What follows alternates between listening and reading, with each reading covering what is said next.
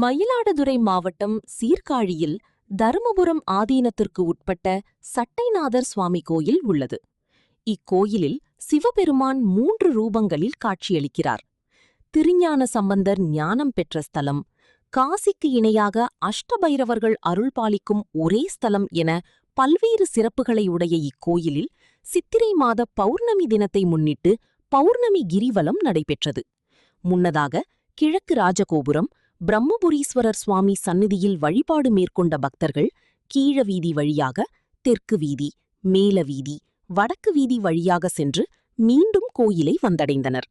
கிரிவலத்தின் போது ஆபத்து காத்த விநாயகர், கணநாதர், ஸ்வர்ணாகர்ஷண பைரவர், சித்தி விநாயகர், கோமளவள்ளி அம்மன் ஆகிய கோயில்களில் கிரிவல பக்தர்கள் சூடமேற்றி வழிபட்டு செல்லும் வழியில் சிவாய நம ஓம் என பஞ்சாட்சரம் மந்திரம் உச்சரித்தவாறே சென்றனர்.